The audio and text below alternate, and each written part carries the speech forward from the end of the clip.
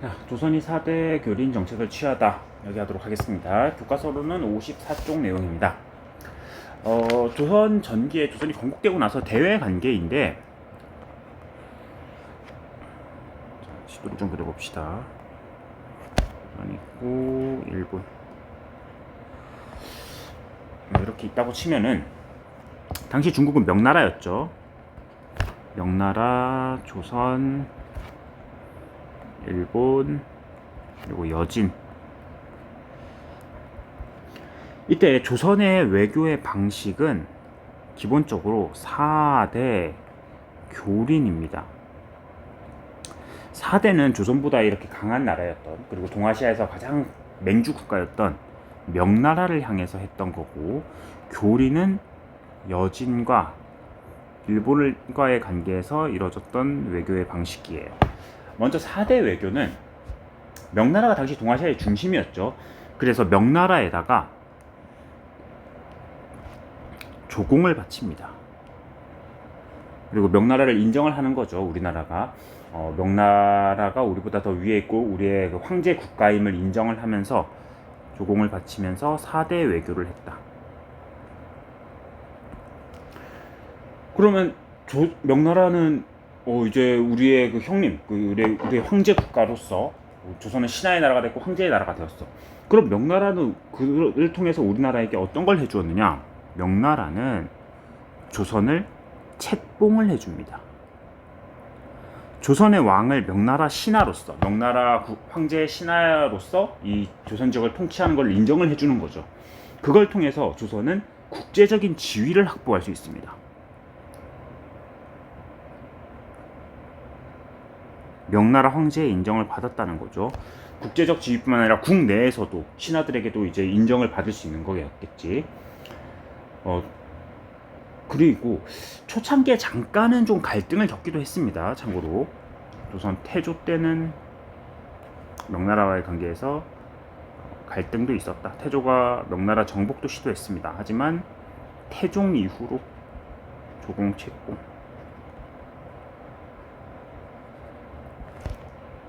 태종 이후로는 완전히 그냥 이렇게 유지가 됩니다. 조선은 명나라에 조공을 보내고 책봉을 받으면서 명나라가 조선에게 이렇게 답례품들을 주거든. 조선 사신이 이렇게 왔다 갔다 하면은.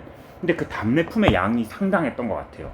그래서 이 명나라와의 관계에서는 그 4대 이런 걸 하면서 경제적,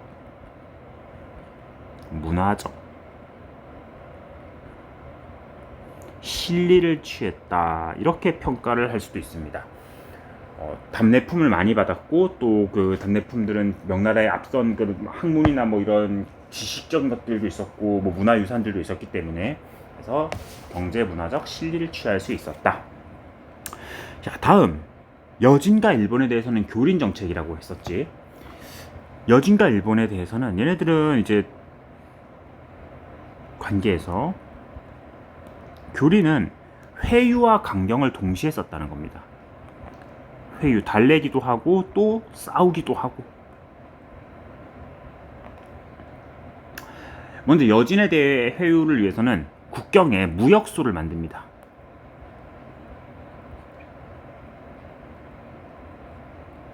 무역소를 만들어서 이렇게 무역을 하면서 서로 전쟁하지 말자, 그렇게 달랩니다. 그러다가 여진이 그래도 불구하고 국경을 넘어서 뭐 약탈을 하고 한다, 그러면 토벌을 하는 거죠. 강경책으로는 여진을 토벌해서 사군 육진이라는 거를 설치를 했어요. 사군을 설치했던 사람은 최윤덕, 그리고 육진은 김종석.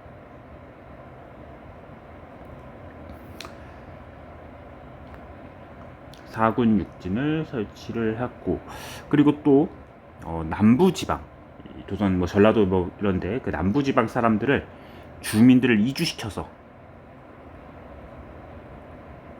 국경지대에 우리나라 사람들을 좀 많이 살게 만들려고 그렇게 하면서 시도를 하기도 했습니다. 다음에 일본과의 관계, 역시 교린이죠. 그럼 회유하고 강경 두 개가 있겠지. 여기 밑에다 씁시다. 회유와 강경. 아니다, 이렇게 하자.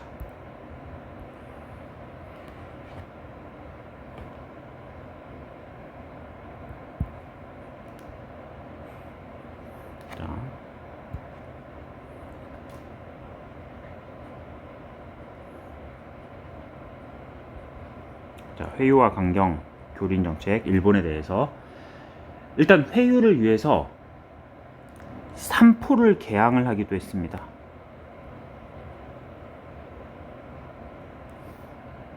시간 순서대로 합시다. 먼저 건국초의 왜구를 격퇴해요. 건국초의 왜구 격퇴. 그리고 왜구의 근거지가 당시 쓰시마 섬인데 쓰시마 섬을 정복합니다. 요쪽에 섬 하나 있죠. 세종 때 쓰시마 정복. 대마도라고 불리죠.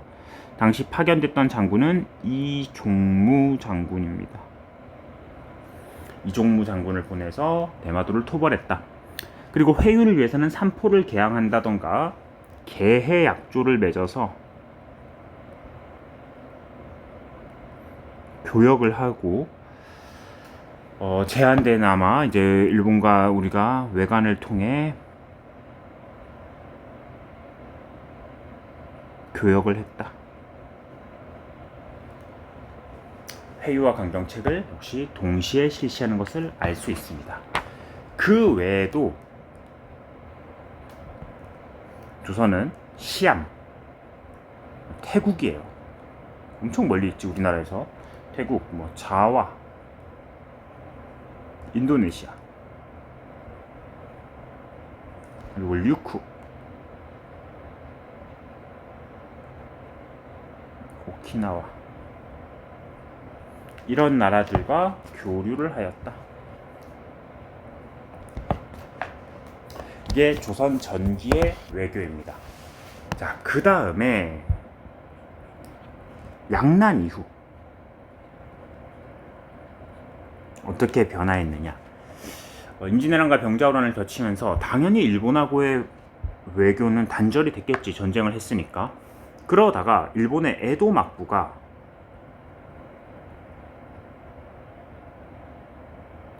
요청을 합니다. 자기네들에게 이제 교류를 하자. 조선의 입장에서 근데 에도 막부는 도요토미 히데요시랑은 또 다른 사람이거든. 도요토미 히데요시가 쳐들어올 때도 이렇게 함께 참여도 크게 안 했고, 도쿠가와 이에야스라는 사람이 에도 막부를 세웠는데, 그래서 조선도 오케이, 어느 정도 교류는 필요하고 또 조선에서 잡혀간 포로들도 데려올 필요가 있고, 자, 그러면서 다시 무역을 시작합니다. 기유약조라는 것을 맺어요. 광해군 때 맺은 조약입니다. 광해군 때 일본하고 교역을 이제 재개를 합니다. 이때는 부산포만 개항을 했어요. 앞에서 개해약조 때는 3포였거든. 저기 지금 안 썼는데 여기 3포, 부산포, 제포, 연포 3개를 개항을 했습니다. 근데 이번에는 부산만, 무역의 범위는 축소된 거죠. 그 전보다는 3포에서 1개로 바꿨습니다. 기후약조를 맺고 무역을 재개를 하면서 얘네들이 은하고 구리를 수입을 했고 우리나라에 인삼이 수출이 되는 그런 식으로 무역이 이뤄졌다. 다음에 막부에서 조선으로부터 좀 이렇게 외교적으로 인정을 받고 자기네 권위를 세우기 위해서 사절단 파견을 요청을 합니다. 그래서 조선 통신사를 파견했다. 조선에서 에도 막부에다가 통신사를 파견을 해준다는 거는 막부의 권위를 인정을 해준다는 거죠. 그래서 막부에서도 되게 극진하게 대우를 했다고 합니다. 조선 통신사를. 나중에 그 계약에 들어가서 수신사라고 또 파견되는데 그거랑은 좀 다른 거죠. 통신사는 어쨌든 우리가 인정을 해주고 좀 우리의 입장에서도 되게 자랑스럽게 여길 만한 건데, 수신사는 좀 문화를 배우러 간 입장이었고. 자, 다음에 청나라와의 관계. 양난 이후 청나라. 일단 삼전도에서 항복을 했죠. 굴욕적으로 우리가 항복을 하고 신하의 나라가 되었습니다. 조선의 효종은 북벌운동을 추진을 해요. 예송 논쟁에서 그 둘째였던 그 효종, 북벌을 추진해서 청나라를 정복하고 명나라에 대한 의리를 지키자. 당시 요 북벌운동은 서인 정권이 주도를 했습니다. 대표 인물은 송시열이라는 사람이에요. 하지만 실행은 못했죠, 당연히. 그리고 이 무렵에 조선이 중화를 이어받았다. 조선 중화주의, 이런 게 나타나기도 해요.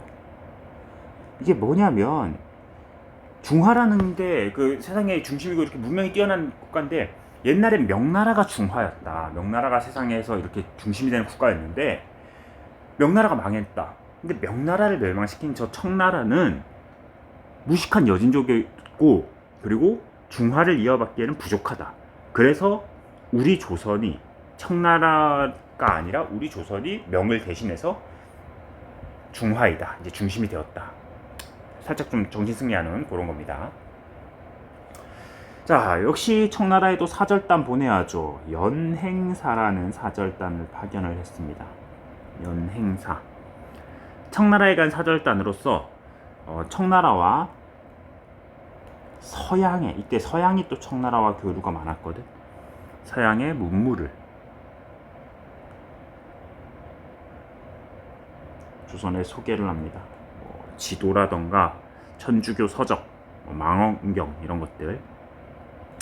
이 청나라와 서양의 문물을 보고 일부 학자들에서 청나라를 무시하지 말자, 청나라가 여진족이라고 무시하고 이럴 게 아니라 저들을 적극적으로 수용하자, 청나라의 문물을 배우자. 그러니까 개화파의, 어찌 보면은 원조 개화파라고 할 수 있겠지. 나중에 뭐 급진개화파, 온건개화파 뭐 이런 거에 원조라고 할 수 있겠죠. 청나라의 선진문물, 서양의 선진문물을 수용하자, 이렇게 주장이 나오기도 했습니다.